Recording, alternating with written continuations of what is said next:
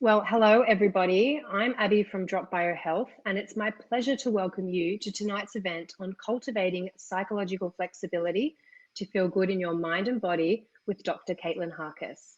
Before we start, I wanted to just tell you a little bit more about how we at Drop Bio Health can help you to know your body and own your health. You can connect with our community to understand how committed lifestyle adjustments can improve your health in the long term. You can learn the latest evidence-based health insights brought to you by our network of wellbeing experts, and you can take the wellbeing test to see how your habits impact your health. With only a few drops of blood, the wellbeing test allows you to gain insights and track changes across sleep, stress, energy levels, nutrition and diet, exercise, inflammation, and alcohol consumption. And that's all through a simple at-home test. Don't forget to follow us on our social media channels to keep up to date with our events and health resources, and to join the waitlist to take the wellbeing test when we launch on the 28th of this month. Visit our website at dropbio.com or via the waitlist link that we'll be putting in the chat box. This evening's speaker is the wonderful Dr. Kaitlin Harkis. She's a clinical psychologist and senior yoga instructor who's passionate about supporting individuals to live intentional lives that align with their deepest values. Kaitlin is particularly interested in integrative psychology approaches and has completed published research exploring the psychoneuroimmunological and epigenetic practice of yoga as a tool to support individuals experience chronic stress and symptoms of anxiety and depression.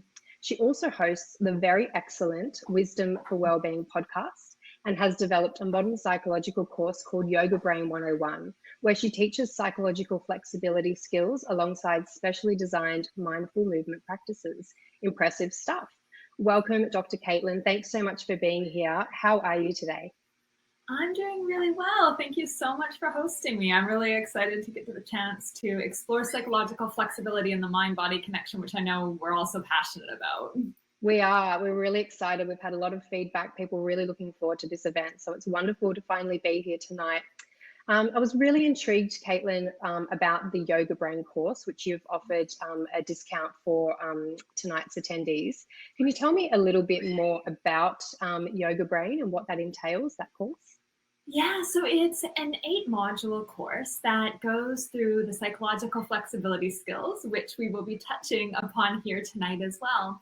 And the reason it's called Yoga Brain is that when we're on the mat, when we're moving our bodies, when we're breathing, we can bring in elements that transform not just our physical body, but our emotional body, our brain, essentially our nervous system, which can allow us to step off the mat and into our lives in a more integrated, mindful, and values-directed way. So the intentionality behind Yoga Brain is to teach psychological skills, which we might call psychoeducation, skills that allow individuals to relate to their thoughts, feelings, bodily sensations, the pains of being human in a really effective manner that allows them to make moves towards a heartfelt life, towards being the person they want to be.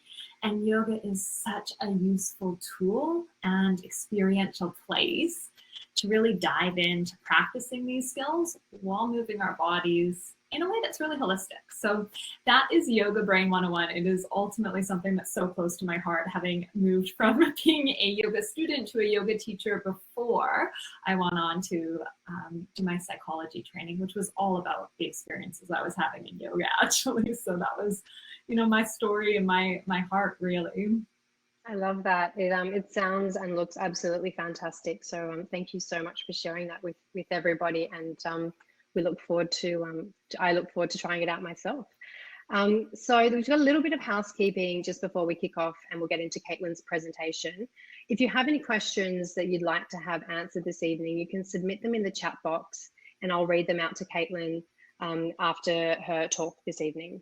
The chat box is on the right side of your screen on a computer, or look for the speech bubble icon at the bottom right on a mobile phone or tablet.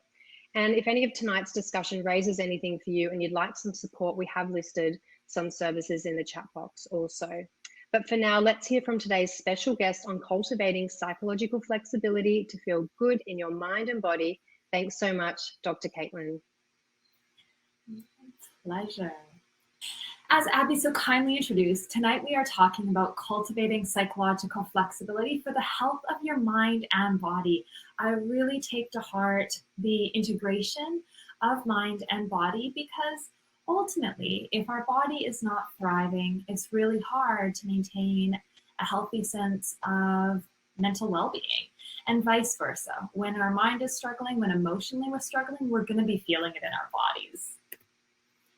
I like to start things off with a quote. You will hear me repeat this quote a lot, and I don't know who to attribute it to. However, let's dive in with this. Blessed are the flexible, for they shall not be bent out of shape. This quote does not capture the idea that we need to touch our toes. This quote captures the idea that we need to be able to be responsive to the challenges, the stressors, the reroutes that our life will offer us from time to time. And if we are flexible, if we're able to move towards a life that feels really meaningful and intentional for us in a values-directed way, in a flexible way, we're going to ultimately find a sense of thriving in our life, a sense of vitality, a sense that we are living in alignment with who we want to be. So Abby has already so kindly introduced me, and I think when I was sharing about Yoga Brain 101, I did start to share a little bit of my journey. So I am a clinical psychologist and a senior yoga instructor. I actually started yoga when I was doing a philosophy degree. So the context was I was doing a bit of running and my knees were quite sore. I was looking for some organized stretching, and I thought I would try yoga for that purpose. On the other side, I was also going through a number of emotional, psychological challenges at the time. And on the yoga mat, I found these moments of peace, these moments of reprieve from my mind. And I started practicing regularly and saw incredible transformation in my life. However, this was also alongside of a lot of books I was reading, research I was doing around how to navigate the emotional pain I was experiencing. I moved to teach yoga because I thought, well, this is so impactful in my life. I'd love to share this with others. And then when I was teaching yoga, students started sharing their journeys, their transformation with me. And I was really motivated to explore further, going on to do my PhD in clinical psychology, where I actually looked at the benefits of a regular yoga practice for chronic stress and psychological distress. If you haven't heard the term psychological distress before, we're going to dive into that right off the bat. So I would like to introduce you to something. This is the performance distress, relationship, the matrix in a lot of ways. We perform really well when we have a little bit of stress in our lives. So when people say that stress is bad, I challenge that, because when we don't have any stress in our lives, we don't perform very well. You've probably had the experience where you've been on holidays and there hasn't been anything scheduled in your calendar, and you have all these good intentions of the things that you were going to get done, and nothing happens. There's not enough pressure to motivate you moving a little bit into the activities that you maybe intended. When there is some stress, some pressure, you can actually do incredible things, because often the things that we care about bring us a degree of stress. And I'm going to call that stress eustress. Eu is the Greek prefix for good. So there is good stress in your life. However, when things start to tip over into a state of distress, that's when you start to experience the symptoms of anxiety and depression. At this point, that your performance will actually start to go down. And often when we say stress and we talk about it being an incredibly negative thing, we're actually referring to this, to a state of distress. In terms of what we each find stressful, or what might move us out of this experience of eustress, it's going to be dependent on our resources. So our finances, our family supports, our skills and our ability, all of these things will contribute to our resourcing. And what you find stressful today is not necessarily going to be what you find stressful tomorrow. We can do things to enhance our resourcing. And I believe that some of the things we can be doing are mindful movement practices, physical practices, health practices, skill development in terms of our psychological abilities as well. And this is really important because we know that high levels of stress do make us more vulnerable to clinical levels of anxiety. So this isn't the anxiety that we might have a little bit here and there. This is something that we might term a disorder, something that is impacting multiple domains in our lives. And if we experience clinical levels of anxiety, we are more likely to then experience a depressive episode. So there's a trajectory that happens. And if we can resource you with some of the skills when you're starting to kind of reach that tipping point in terms of psychological distress, we might be able to circumnavigate things getting really tough, really painful in your life. And if you're already experiencing psychological distress, if you're already struggling, let's see if we can offer some skills to help bring things back on track. So when we are moving into a state of stress or distress, something happens. Now, this is in terms of an acute stressor generally. We move into a state of fight, flight, or freeze. This is life-saving. If a tiger is chasing you, you want to get away from that tiger. So you have evolved to have your heart rate start to increase more because you're going to be pumping extra blood to your arms and your legs. You're going to have to breathe quicker to get oxygen into your system for this. Blood is going to be diverted from the front part of your brain that we call the prefrontal cortex. This evolved later. We don't need to be doing higher level math sums or problem solving complex social interactions when there's a tiger coming towards us. That's why when you feel anxious or overwhelmed, you might feel a bit fuzzy and almost get some black spots and certainly have trouble thinking clearly. Also, your tummy is going to be losing its blood as well because getting blood to your digestive system, digesting your lunch when you're about to be lunch, isn't that useful. So that blood is also going to be redirected to your arms and legs, which can leave you trembling a little bit, right? If you're not running, you're trembling because there's so much extra blood in these limbs that gives you that shaky feel. Chances are you know exactly what I'm talking about here. Now, if that tiger is going for, let's say, a gazelle, and it's leaping up to bite the gazelle, what happens? Well, the gazelle collapses to the ground.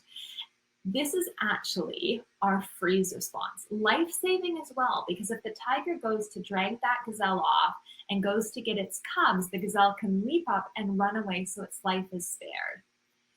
If the tiger was going to eat the gazelle, if the gazelle couldn't get away, it's arguably much more pleasant to not be present for that experience of being lunch, to be what we might call dissociated or disconnected, numb. This fight, flight, or freeze response evolved in the context of when we were living in caves and tigers were chasing us, and we still have the same physical experience. Albeit the context is quite different, right? And it doesn't always serve us when we're trying to write a difficult email or make an uncomfortable phone call. Having our heart rate go up higher and our front part of our brain going offline is actually really uncomfortable. And the other thing that happens is our immune system changes. So when you've had a reasonable stressor or experienced stress over a period of time, your immune system actually starts to upregulate. This is because we might assume that if a tiger was going to bite us, chances are we would get an infection because we'd have an open wound, right? It's not a safe situation to be in. We want our immune system to be online because that could save our life if our immune system is ready to go. The challenge is, in today's world, a lot of the stressors we're experiencing are chronic. And in fact, most Australian adults are rating their stress levels as extremely high, and that is pre-COVID data. So we're saying that we're extremely stressed. So our immune systems are flipping on, and as you can see in this picture, kind of going up higher. The challenge is then we can't maintain that level of arousal of immune system functionality for an extended period of time. We essentially burn out, so our immune system drops. When I was studying, I would always get sick after exams. It never failed. And I don't know if you've had a similar experience in your life when perhaps after exams or a really big project at work or a really stressful period in your life, you've gotten sick. And it makes sense because your immune system is kind of nilch. It's burnt out. We can think of this like the boy who cries wolf story. Perhaps you've heard this as well. I was certainly told it growing up. If you haven't heard it, it's the story of a shepherd boy, and he's on the hills. He's watching his flock of sheep, and he gets bored. He heads down to the village and he cries, "Wolf, wolf." So the villagers come running to help him, and there's no wolf. The next day he goes down and again cries, "Wolf," and the villagers come running and there's no wolf. And then the third day he goes down to the village and he cries, "Wolf, wolf," and no one comes because, he's kind of told them the past couple of days that there was a wolf and there wasn't actually a wolf. The challenge is that there was a wolf that third day. And this is what we're kind of doing to our immune system. When we're operating in this highly aroused zone, when we're very stressed, we're telling our immune system there's a wolf, there's a threat, but there's no threat at that point. And then suddenly, when our immune system turns offline, thinking burnt out, we get sick. So I can explain this in a very complex, ironically simplified description, but I've actually heard some really interesting research that has suggested that if a psychologist shows a picture of a brain or a diagram of a brain, people trust what they're saying more. So who knows, maybe this will increase our trust factor here.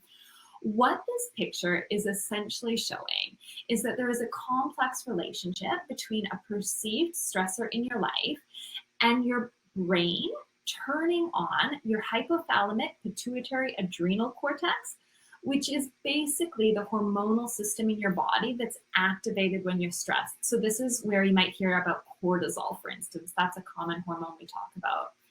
Also, your sympathetic nervous system, so that fight, flight, or freeze system is activated. And then we move down to the immune system. So that's depicted in that your immune system has a response when that HPA axis and the sympathetic nervous system are activated. They tell your immune system, come online. Now, your immune system produces something called cytokines. You might know this as inflammation. Interestingly, the inflammation or these inflammatory markers will feed back to your brain that they're floating around in your body. So they're kind of feeding back to your brain, hey, we're online. So your brain interestingly goes, oh, there's an inflammatory response. I need to start scanning my environment to figure out where this stressor is. My body's telling me something's wrong. So we actually become biased to look for stressors in our environment, to look for threats, making us more likely to perceive something that's neutral in a negative light. And we already do that anyways, just so you know, we're also wired to see neutral things in a more negative light because that served us really well when we were surviving.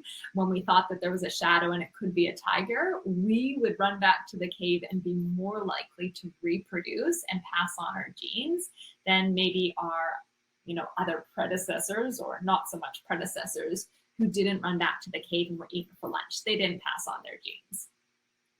Additionally, one more point here before we move on, is that the cytokines also feed information to your vagus nerve. Now, if you haven't heard of the vagus nerve, it is incredible. It is the biggest nerve in your body. It really tracks down to all of the organs that are impacted by that fight or flight response. The vagus nerve is very linked to your parasympathetic nervous system. If you have strong vagal tone, you can think of vagal tone like muscle tone. So if you have strong muscles, you can do more reps. If you have strong vagal tone, your vagus system can flip you from sympathetic nervous system activity, fight or flight, back into a parasympathetic nervous system state more quickly. So the cytokines send a message to your vagus nerve. You're going to want a strong vagus nerve. And, I'm going to lead the way with saying that yoga can help you with that. So yoga is a mindfulness practice. It includes breathing exercises. And of course, it includes, in the Western format, physical activity, physical movement. So in therapeutic interventions and psychologically informed interventions, often we recommend to individuals who are overwhelmed, and really just all of us who are looking to control our stress levels, mindfulness, breathing exercises, and physical activity. They're all anxiolytic and antidepressant, which is basically to say they help us navigate the challenges, the stressors that come with this modern world. So yoga is really useful in that domain. And additionally, yoga can influence a number of systems in your body. So in addition to enhancing your mood and helping you manage stressors and manage levels of anxiety, it's also really useful for individuals who might be experiencing chronic pain, cardiovascular conditions, so heart conditions, autoimmune conditions, and immune conditions, which makes sense when we look at that map that depicted the relationship of our stress system with our immune system. So the way that yoga might support you then to navigate or mitigate some of the stresses in your life is enhancing that vagus tone. So by moving our body, by moving, contracting, stretching, we're moving our body in such a way that we're touching upon our vagus nerve, remembering that it's so big and it affects all of these areas in our body. All the contraction and expansion can help us strengthen it, which doesn't mean that you're not going to get stressed in your life, but it means that with that strong vagal tone, you can flip back into a parasympathetic nervous system state. So calm yourself, move back into a place of rest and digest more quickly, more easily. There's also been some research that suggested that yoga has changed some of the neurotransmitters in our brain. Well, enhanced, I suppose, is the right word. GABA, for instance, which is anxiolytic, that just means that it decreases the level of anxiety we're experiencing, has been found to increase through the practice of yoga, which is pretty incredible. So if you're kind of wondering, well, how does this work? There's a number of pathways. And then to dive deeper into epigenetics, epi means on top of. So there was a lot of research back in the 90s around the human genome, and it turned out we didn't know that much about who would get illness or not from our genome. Our epigenome, however, essentially tells our genome or our body which cells to turn on or off. So you think of it like a tap. If we turn the tap on, certain cells, certain diseases or health might be turned on. If we turn it off, maybe the opposite. It's much more complex, and there'll be a variety of genes that are interconnected in this experience. But in the simplest conceptualization, think if you can turn on cells that are related to health, to well-being, that's what you want to do. And you want to turn off cells and those that represent illness or ill health. So through the practice of yoga, and truthfully, through the practice of any physical activity, health behaviors, we are seeing changes at the epigenomic level, which means that you are telling your body to produce different cells, to produce elements, physical elements in your being that are related to your health and well-being. This is incredibly, I think, powerful, because when we can get down to the nitty-gritty and actually measure transformation that's happening in our bodies, that's really the gold standard in terms of understanding mechanisms and benefit. It's not just that we think we're having a better time with stress. We're actually seeing our physiological system is in fact transforming. And how cool that in the course of your lifetime, through health and well-being practices, that you can actually transform how you are traveling and the cells that you're going to be passing then down to your offspring. It's pretty cool. So it is all connected. Your physical health, your psychological health, everything is bi-directional. When you enhance your physical body, you enhance your mental body, and vice versa. So with that in mind, I would at this point like to introduce you to the concept of psychological flexibility. So psychological flexibility basically means your ability to act in alignment with your values, with the things that you choose as important in your life and your long-term goals, even when you're experiencing discomfort and pain. So difficult thoughts, feelings, bodily sensations, distress. Being able to hold space for those and make moves that take you where you want to go. This is psychological flexibility. And you can think of it as having 3 pillars. Now, just like a house that's balanced on 3 pillars is going to collapse if one pillar is removed, we need all 3. Awareness, openness, and engagement are the pillars.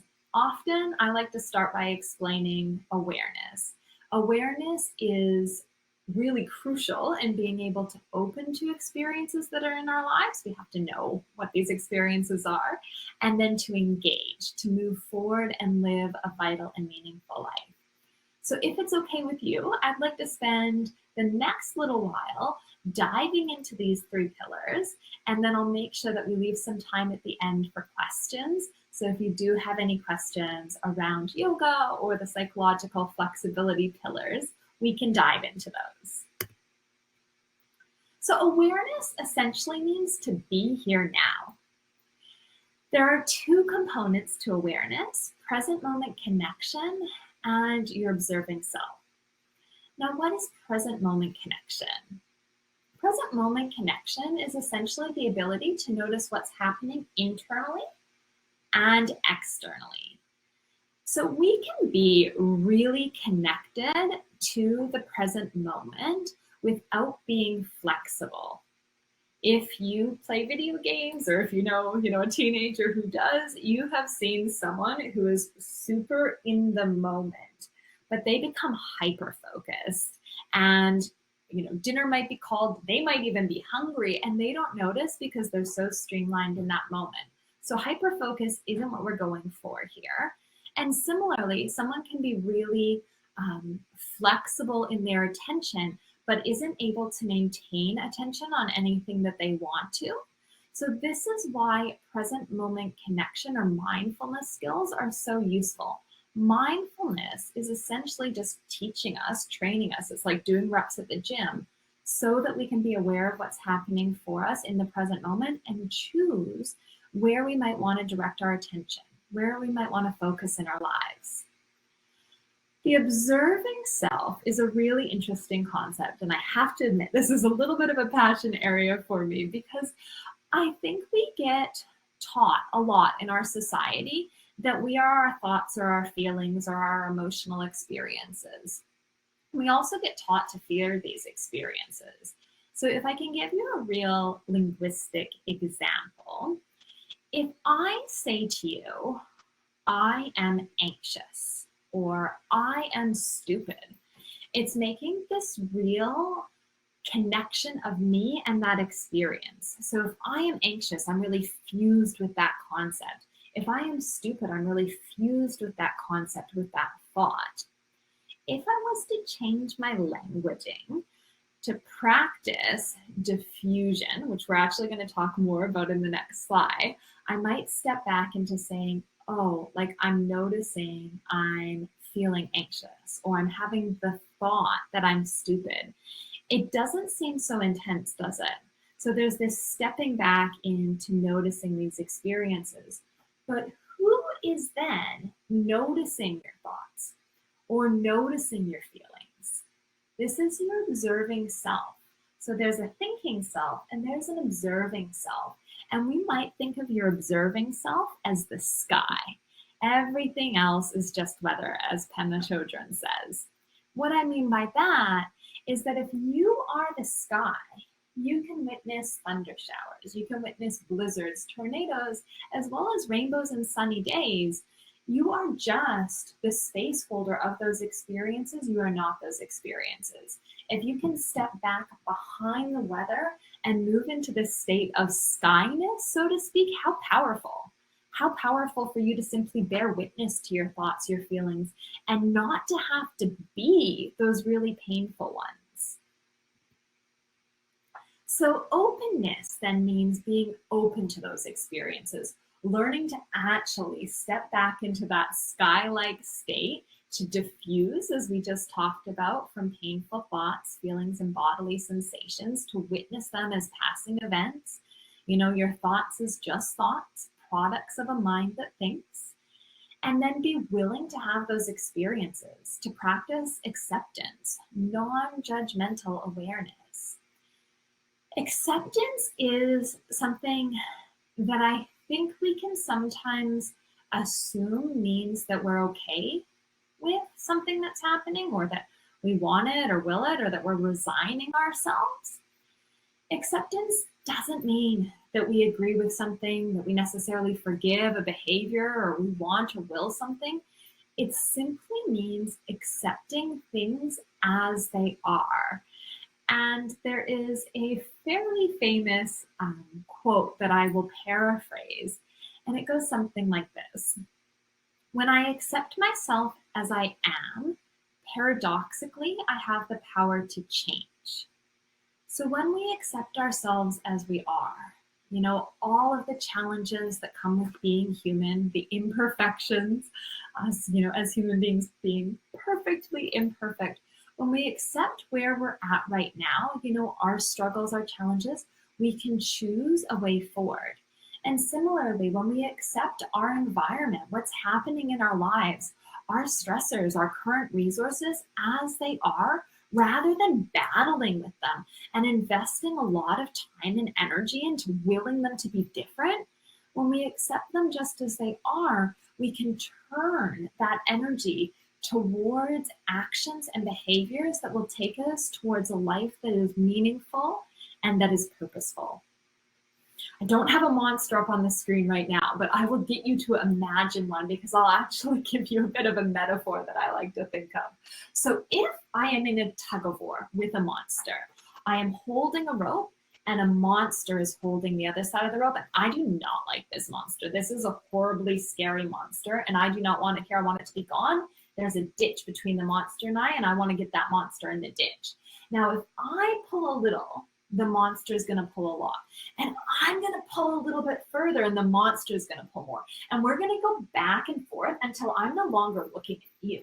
All of my energy is in this tug of war with the monster, and I am exhausted, but I want it gone so bad. I want it in the ditch.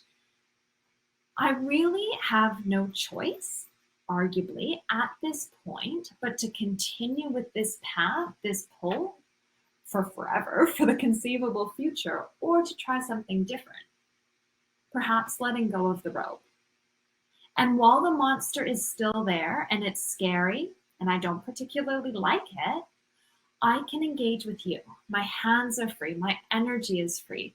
This is what acceptance is all about. It's about dropping the rope, accepting that there are difficult things in our lives, that there are painful thoughts, feelings, bodily sensations that are going to come up from time to time, and perhaps regularly. And rather than battling with them, we can diffuse. We can recognize our monsters for what they are. We can accept that they're there, and we can orientate towards a life that is meaningful, that is purposeful, and that is valuable for us. So this is where the third step comes in. This is where I would like to talk about engagement. This is, I think, where I would like, if it's okay with you, to spend most of our time tonight, because what we want to do is figure out how we step forward into a life that is meaningful and purposeful for us. And I would like to suggest bringing yoga along for the ride. So in terms of engagement, we need to know what our values are. If you have around you a phone, a piece of paper, even your notes in your phone, could you maybe just make a note of some of the things that are important for you? What are the things that really light you up? What are the things that you would like to stand for in your life? Who are the people that are important?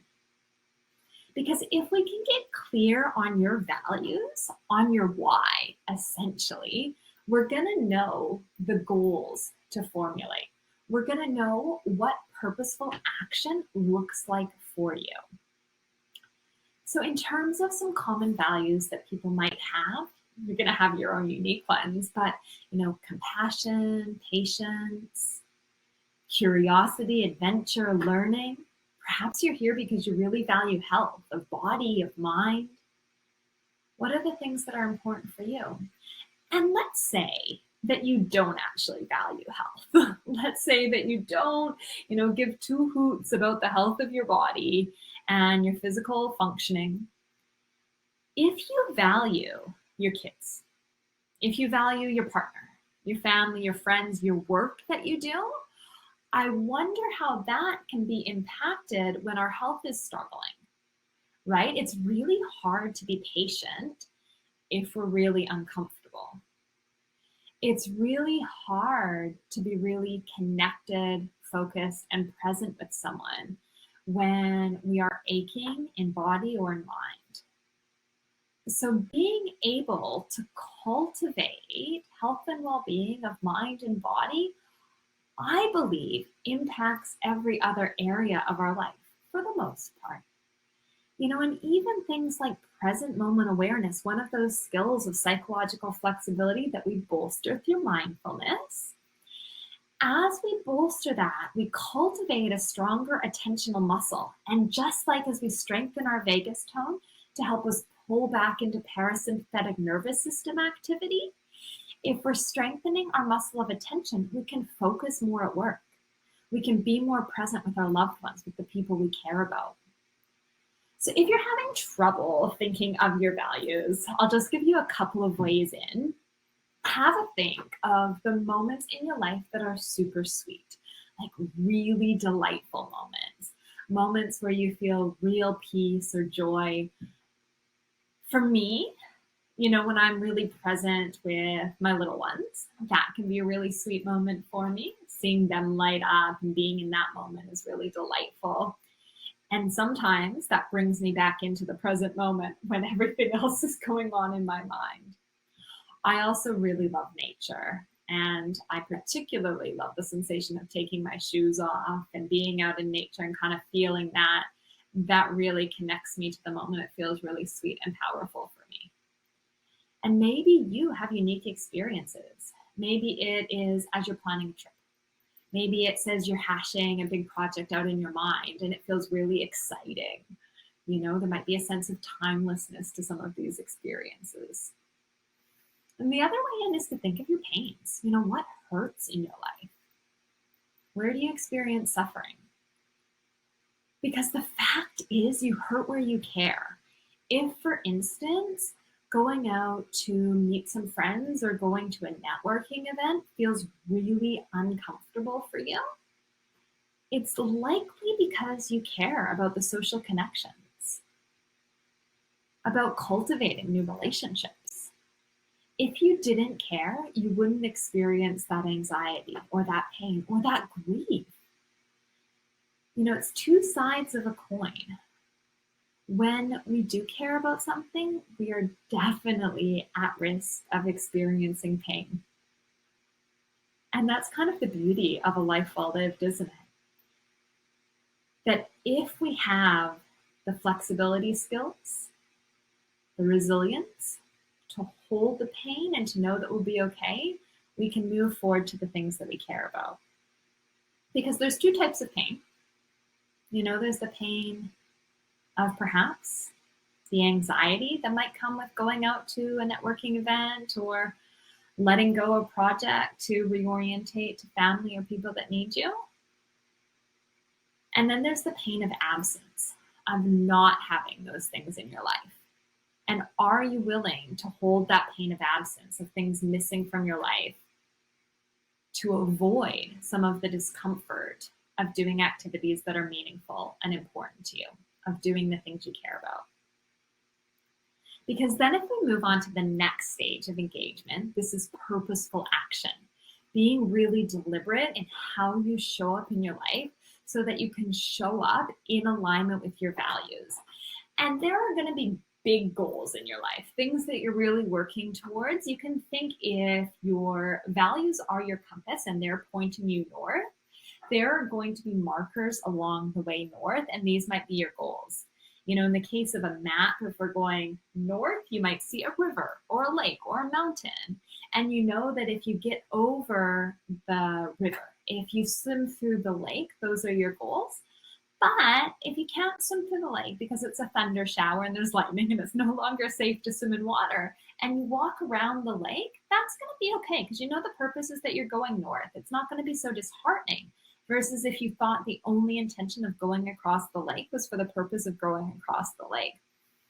Also, if the water was cold and your only reason for going across the lake was just to go across the lake, I wonder if you might be easily dissuaded from that intentionality of swimming across the lake because it has no greater meaning.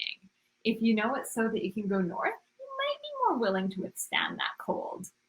So let's get clear on your values, and then let's get clear on what it means to take action towards those values. Big goals, medium-sized goals, short-term goals, and routine. So I'm going to suggest that maybe yoga can help you regularly show up as the person you want to be.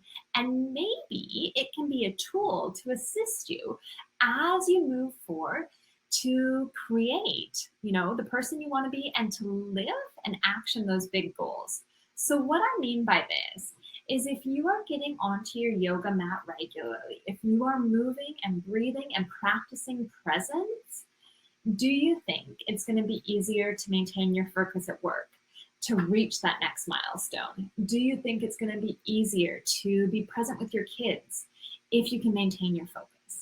Do you think it's going to be easier to be in those uncomfortable conversations with your partner if you're able to regulate your nervous system and notice how you're traveling rather than, erupting to a state of 100% anger right away? How could yoga support you in these different domains in your life? It's my suggestion that yoga will impact most domains. I am transparent that I'm totally biased here, but maybe there are other types of physical activity or mindfulness practices that work for you. Because what is yoga but moving mindfulness? For me, that works really well. I know the benefits of moving my body personally. That's something I experience in terms of how I show up, and maybe you do too. So how do we get it then into your schedule? And obviously one part of it is scheduling it. But I like to break this down further. So if you, let's say, want to do some yoga every day, we need to actually get you to be the person who does yoga every day. And that doesn't happen right off the bat. Big change in how we're showing up in our lives needs to start small. Because if we are relying on 100% motivation to do an activity, the moment our motivation is gone, we're not going to do the activity. And motivation is incredibly unreliable. Maybe after a talk like tonight, we might have more motivation to do something for a day, maybe two, but then it can very quickly wash away with all of the other challenges and responsibilities we have. So we need to start small. I bet you brush your teeth every single night, perhaps. And doing that isn't something that perhaps feels burdensome to you. It might just feel like a thing you do. You don't think twice about it because it's so routine in your day and it's actually a really small amount of time. So it probably fits into your evening routine. I bet you have an evening routine, even if you're not conscious of it. Maybe it's that you brush your teeth and wash your face. Maybe you have a shower. Maybe you read, maybe you turn off the lights before or after you go to the bathroom. You'll have something that I imagine you do most nights. And if we want to bring yoga into your life, we need to link it to a routine that you already have, perhaps a morning routine, unless it's going to be a wind down evening ritual. And we need to make sure it's no more than a couple of minutes. Arguably, 10 minutes is like the golden zone that we're going to be going for, because 10 minutes of meditation produces the best dose response ratio in terms of the psychological benefits for the investment of time. And it's the same ratio with physical activity, with yoga. So if you're moving your body for 10 minutes, you're actually getting a host of benefits. And if you go longer in terms of physical activity, we do see further decreases in terms of mortality, which is what they often measure physical activity against. But 10 minutes gives a significant decrease. So if you're moving your body regularly, you're enhancing your psychological and physical health. But if we can link it to something you're already doing, it's going to become part of the thing that you do every day. And then it's going to be easier to do it over time. So in the morning, if you have a cup of coffee, could it be perhaps your intention to roll out your yoga mat? Maybe to inhale the arms up, exhale the arms down, and then to continue on with your day. And if you start doing that every morning, then maybe one morning you spend a little bit more time on your mat, and maybe a little bit more, and maybe a little bit more. But when it's not an onerous goal, I think you're going to show up to it more regularly. And as you show up, your motivation will actually increase. And remember, all of this is about practice, not perfection, both in terms of the physical moves that you might be making, but you may also miss a day. And this is to be human. Part of the experience of missing a day might be to make space for the thoughts, the feelings, the sensations that come with that. Thoughts around, oh, I'm a failure, I can't do it. Oh, I stuffed it up again. You see, I'm no good at this. If we can diffuse from those thoughts, if we can notice, name, and tame, and then reorientate back to rolling that mat out the next day, or if your choice activity is going for a walk around the block or sitting down to do formal meditation, could you notice, name, tame, and revisit that goal? So I hope that that's helpful in terms of troubleshooting some of the common challenges that show up here. We are going to lead into some time for questions. So I believe we have about 10 minutes to dive into some questions now. But if you would like to stay in contact, my details are up on the screen. So I am very happy to navigate future questions. You can always email me, but if you like talking about the mind-body connection, I do have a podcast, as Abby mentioned, Wisdom for Wellbeing, and of course the Yoga Brain 101 course that I'd love to see you inside if that aligns for you. Abby, do you have the questions up? Are you going to navigate? Yes. I have a few questions. Dr. Kaitlin, thank you so much. That was such a fantastic presentation and so fascinating, and wonderful to have that beautiful combination of knowledge and wisdom from your the cultivation around yoga and coming from a psychology background. So thank you so much. As Dr. Kaitlin said, it's time for questions. If you have any questions, please feel free to pop them into the chat box. I will also mention that the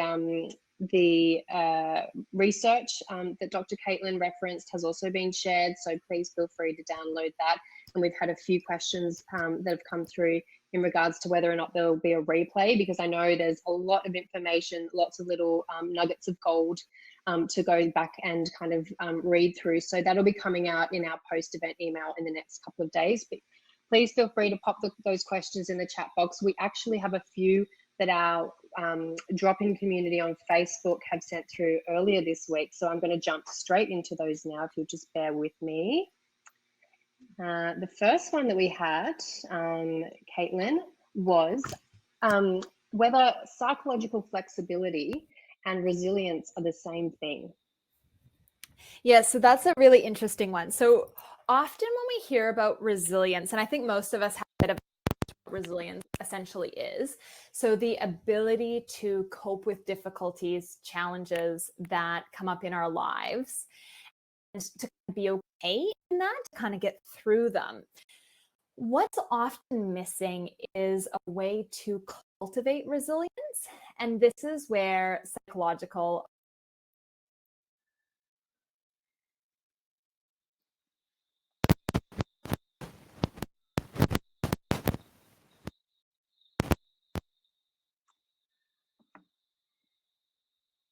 now, I'm not sure if it's just me. I think we might have lost your sound there, Kaitlin.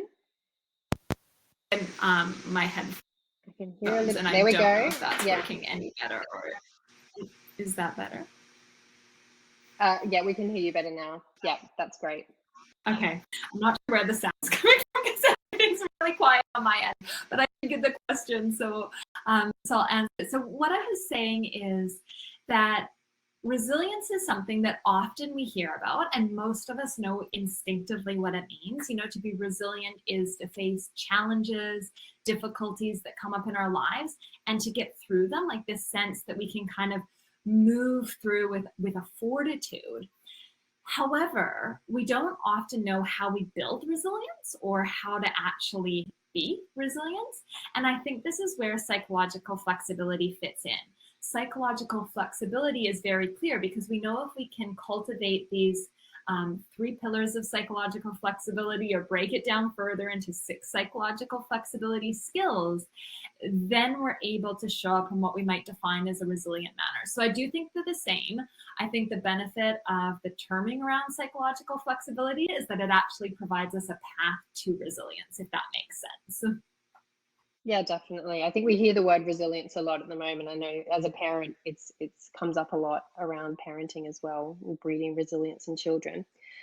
We've had a question from Rachel who asked, for someone with anxiety, how long does it generally take to see the positive effects of yoga?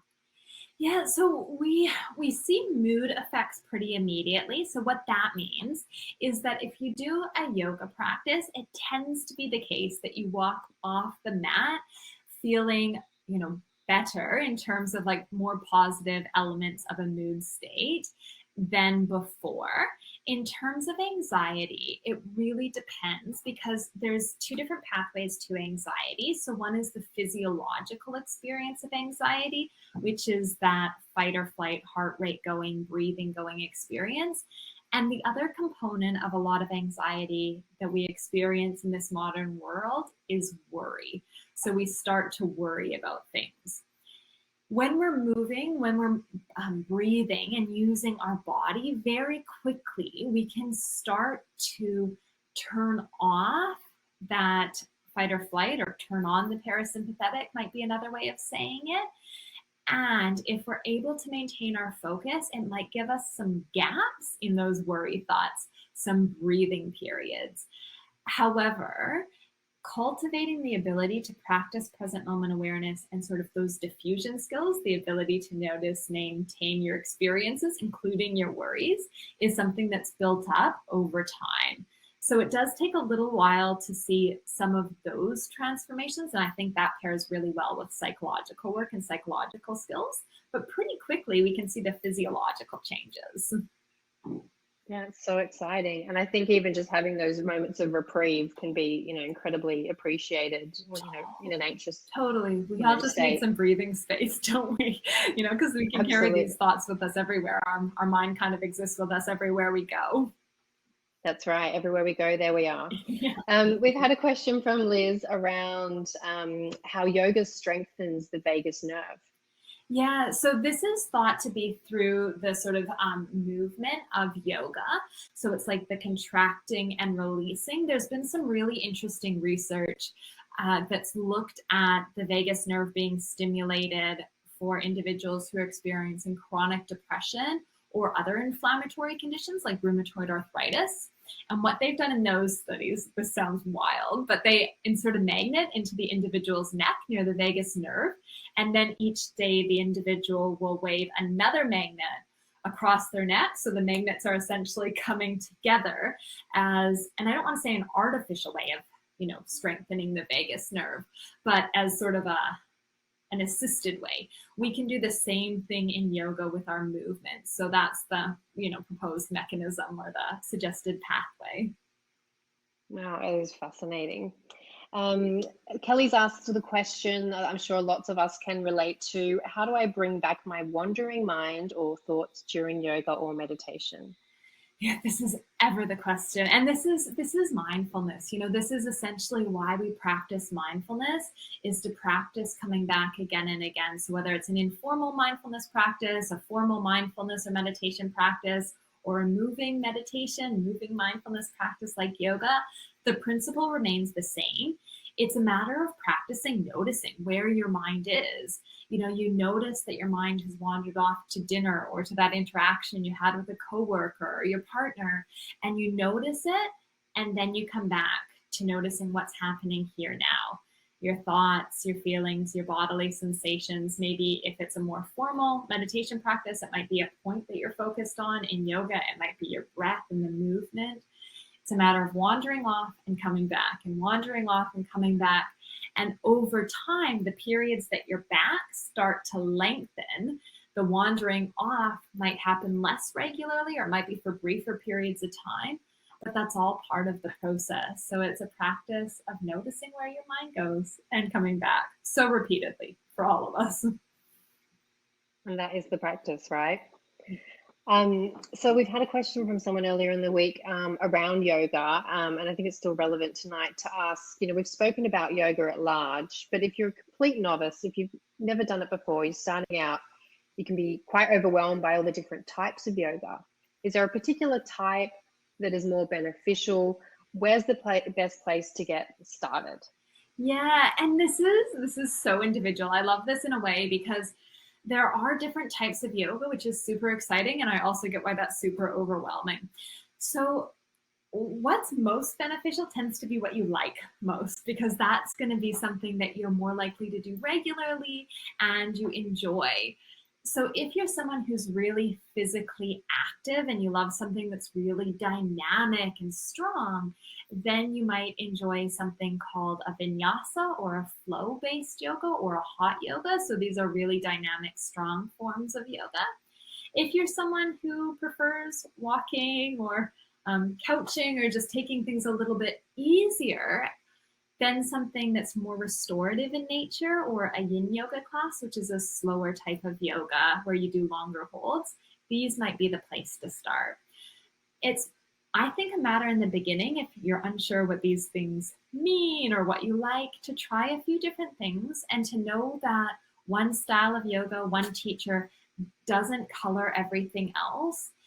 Just like we might all have our favorite color or our favorite food, there's going to be different combinations and experiences out there, and we have to keep trying until we figure out, what our favorite item on the menu is. I think that's great advice to leave us with, because unfortunately that went so quickly. I don't know about anyone else, but for me that went super quickly. We do have a few more questions that we haven't been able to get to, but if we haven't gotten to yours tonight, please rest assured that we will have those answers for you from Dr. Kaitlin in the coming days and weeks, and we'll share those within the drop-in community, because there were so many wonderful questions that did come through. Kaitlin, thank you so much for sharing your time, knowledge, and wisdom with us this evening. Incredibly generous and compassionate, and I've loved listening to you talk as well. I'd like to thank all of our wonderful attendees for coming tonight and for your questions. As I said, we'll answer them, if you haven't had them answered tonight, on the coming weeks on our Knowledge Hub, which is at dropbio.com, or in our Facebook group, which there's a link to below, and we'll have a few little bits and pieces and offers in there over the next day or two as well in that community. So definitely worth coming to check that out. There's a short survey at the link below also. If you have a few minutes to give us your feedback on tonight's event, it's truly helpful, and there's a chance to win a $50 gift card. We've put a link in the group chat box to join the waitlist for the Wellbeing by Drop product, which is launching on the 28th of February. So you can take the test and see how your habits are impacting your health. And then finally, as I mentioned, keep an eye out for that email with the event replay, which will include more info on Wellbeing by Drop and Kaitlin's very kind and exclusive offer for the Yoga Brain 101 course. But for tonight, that's it. Thank you again, Kaitlin. It's been so lovely to have you. Thank you for having me, and thank you to everyone for participating and being here. And we'd love to have you back on the drop-in really soon. So thanks so much, and hopefully see you again soon. It sounds wonderful. Have a good night, everyone. Thanks, everyone.